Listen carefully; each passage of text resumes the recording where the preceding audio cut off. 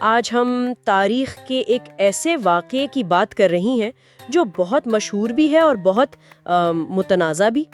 ایک ایسا موضوع جس پر صدیوں سے بحث ہو رہی ہے، شیطانی آیات یا قصہ قرآنیک۔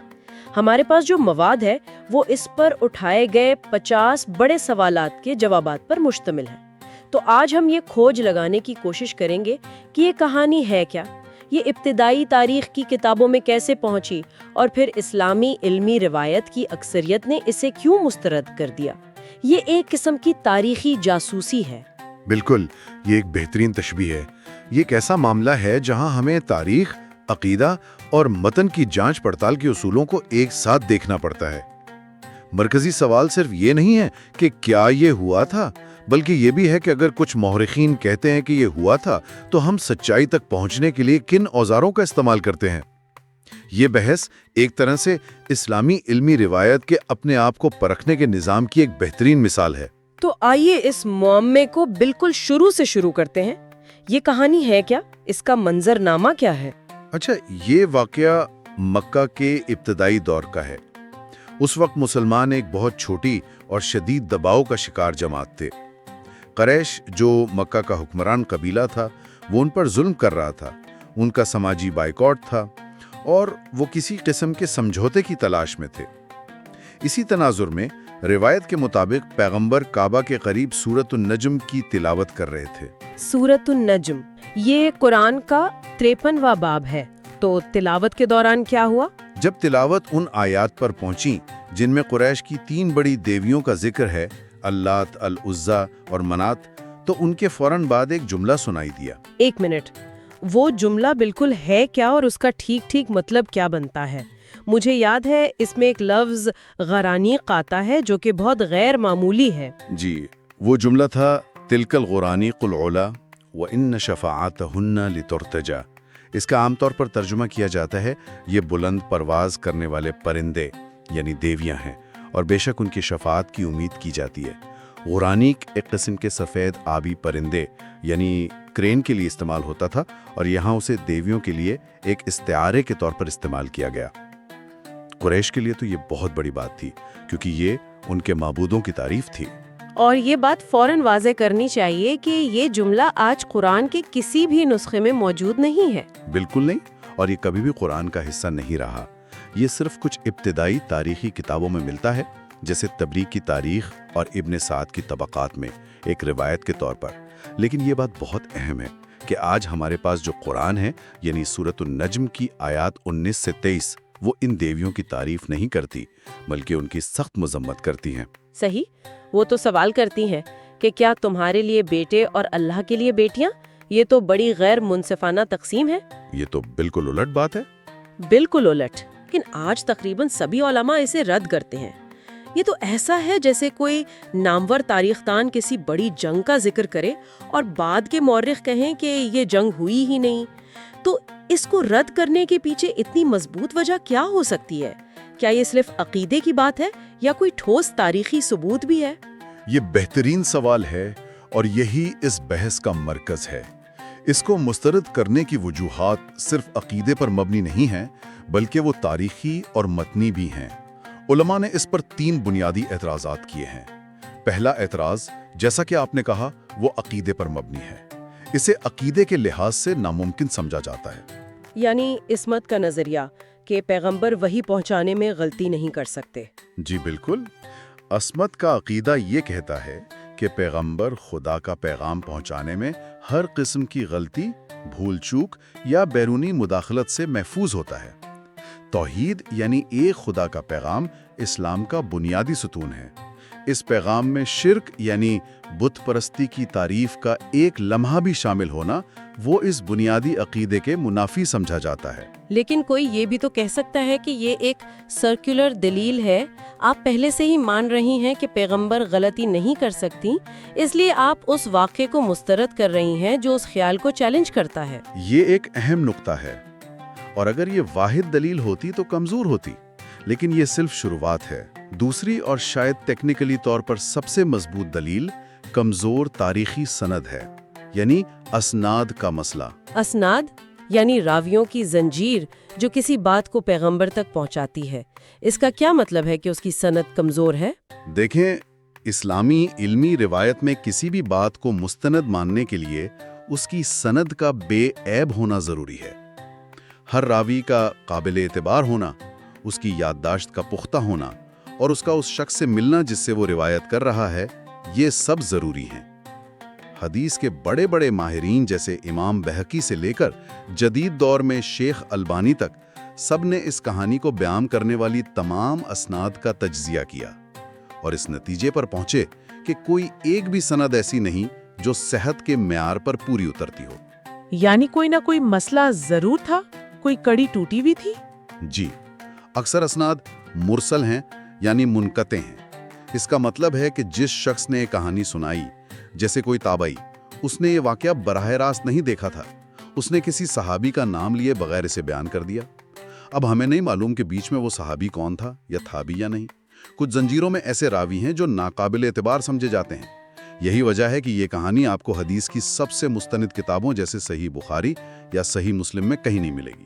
اچھا، تو الطبری ایک طرح سے اس دور کے مورخ تھے جو ہر سنی سنائی بات کو ریکارڈ کر رہے تھے، اور انہوں نے اپنی کتاب کے شروع میں یہ ایک ڈسکلیمر دے دیا کہ میں صرف رپورٹ کر رہا ہوں، تصدیق کرنا پڑھنے والے کا کام ہے۔ جبکہ امام بخاری اور مسلم جیسے محدثین جج تھے جو ہر ثبوت کو سختی سے پرکھ کر فیصلہ سناتے تھے۔ یہ بہترین تشبیہ ہے۔ بالکل، الطبری کا مقصد تاریخ کو جمع کرنا تھا، اسے چھاننا نہیں، جبکہ محدثین کا کام ہی چھان پھٹک کرنا تھا۔ تاریخ کی کتاب ایک بڑے جال کی طرح ہے جو سب کچھ پکڑ لیتی ہے، سچ، جھوٹ، افواہیں، جبکہ حدیث کی مستند کتاب ایک چھلنی کی طرح ہے جو صرف سب سے ٹھوس اور مصدقہ باتوں کو ہی گزرنے دیتی ہے۔ ٹھیک ہے، تو پہلا اعتراض عقیدے پر، دوسرا تاریخی سند پر، اور تیسرا وہ کوئی نفع نقصان نہیں پہنچا سکتے۔ پیغمبر نے سالوں تک شدید ظلم اور سماجی بائیکاٹ صرف اس لیے برداشت کیا کیونکہ انہوں نے توحید کے پیغام پر کوئی سمجھوتا کرنے سے انکار کر دیا تھا۔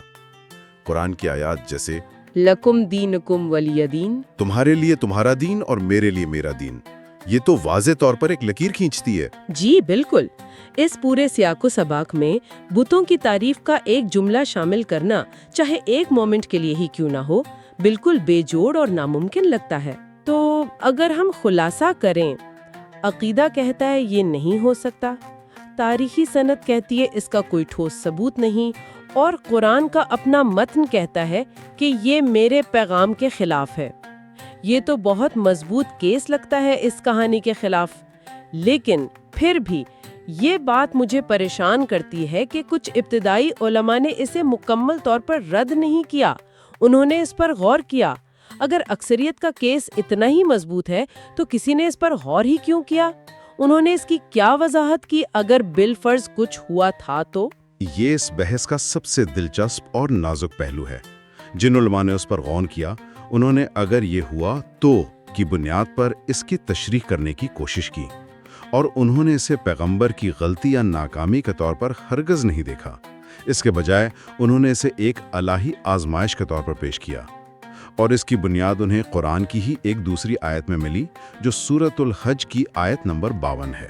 میں وہ آیت پڑھتی ہوں، اور ہم نے تم سے پہلے کوئی رسول یا نبی نہیں بھیجا مگر جب اس نے کوئی آرزو کی تو شیطان نے اس کی آرزو میں کچھ ملاوٹ کر دی، پھر اللہ اس ملاوٹ کو مٹا دیتا ہے، پھر اللہ اپنی آیات کو مضبوط کرتا ہے۔ یہ آیت تو خود کہہ رہی ہے کہ ایسی مداخلت کی کوشش ہو سکتی ہے۔ بالکل، تو اس اقلیتی نظریے کے مطابق یہ واقعہ پیغمبر کی کمزوری نہیں بلکہ خدا کی قدرت کا مظاہرہ تھا۔ اس کا مطلب یہ تھا کہ شیطان نے وحی کے عمل میں مداخلت کی کوشش کی، لیکن خدا کا نظام اتنا مضبوط ہے کہ اس نے اس بیرونی حملے کو فوراً پہچان کر اسے کالعدم کر دیا اور اپنی اصل آیات کو مضبوطی سے قائم کر دیا۔ یہ ایک طرح سے سسٹم کا فائر وال ٹیسٹ تھا۔ واہ، یہ تو پوری کہانی کو الٹ دیتا ہے۔ یعنی اس نظریے کے مطابق یہ واقعہ وحی کی کمزوری نہیں بلکہ اس کے خودکار دفاعی نظام کا ثبوت ہے۔ یہ سوچنے کا بالکل نیا زاویہ ہے، لیکن کیا یہ بعد میں پیدا ہونے والی ایک تعویل نہیں لگتی، ایک مشکل صورتحال کو سنبھالنے کی کوشش؟ یہ ایک جائز سوال ہے، لیکن اس تشریح کے حامی کہتے ہیں کہ اس آزمائش کا ایک مقصد تھا۔ اس کا مقصد منافقین کو بے نقاب کرنا تھا جو صرف ظاہری طور پر ایمان لائے تھے اور مشرکین سے سمجھوتے کے منتظر تھے۔